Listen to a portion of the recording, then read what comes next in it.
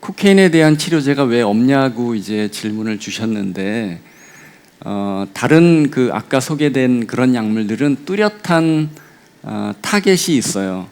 예, 그래서 그 타겟을 가지고 연구하기도 조금 수월하고 하기 때문에 이제 그런 데에 먼저 이제 포커스를 맞췄고, 이제 코케인이라는 특성을 우리가 뭐 설명을 드리면, 이 신경에 그 시냅스라는 곳이 있어요. 근데 이제 프리시냅스라고 하는 그런 부분에 이 도파민의 신경 전달 물질을 이 세포 안쪽으로 들여보내는 트랜스포터가 있어요.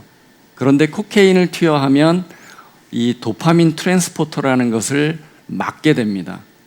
그래서 세포 내에 도파민이 들어가는 것을 억제시켜요.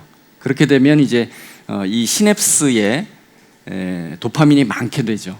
이 코케인이 작용을 하게 되면 이 정상적으로는 도파민 트랜스포터가 도파민을 프리로 자꾸 일정량을 조절하기 위해서 그걸 막으니까 양이 더 많아져요. 도파민의 양이.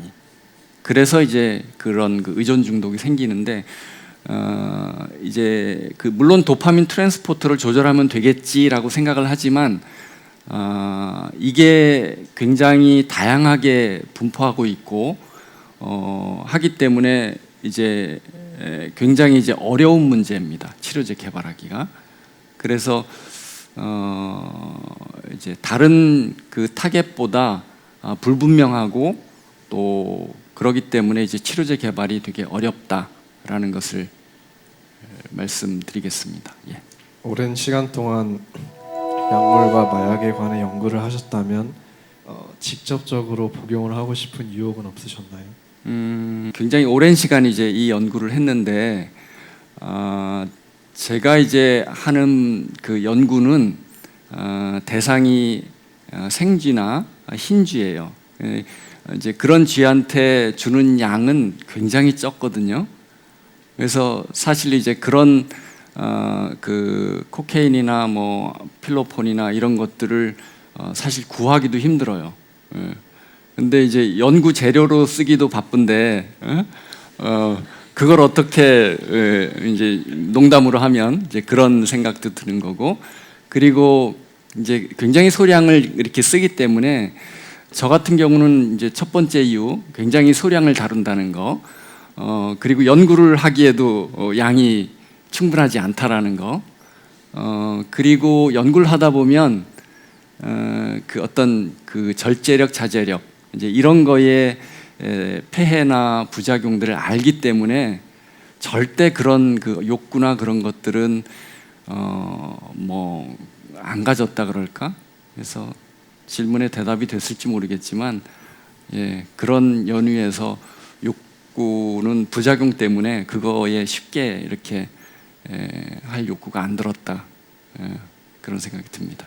마약 중독 치료제 개발 연구가 현재 어느 정도까지 진행이 되었는지, 그리고 현재까지 개발된 치료제로 어느 정도까지 효과를 볼 수 있는지가 알고 싶습니다. 이제 다른 질환에 비해서 직접적인 치료제가 개발되지 않았다고 이제 설명을 드렸고요. 현재까지로는 어떤 그 대증적인 치료 방법으로밖에 접근을 하지 못하고 있는 상황이에요. 그러니까 재발되는 이유가 이제 금단 증상이 생기기 때문에 그걸 이제 극복하려고 다시 하긴다고 그랬죠. 그럴 때 이제 그 치료 방법으로 쓰는 것은 이전에 의존됐던 약물의 양을 점차적으로 줄여가는 방법이 이 대표적인 방법입니다. 그래서 이제 메사돈 같은 경우가 이제 그런 예인데, 몰핀이나 뭐 펜타닐 이런 거에 이제 중독돼 있는 분들이 이제 유사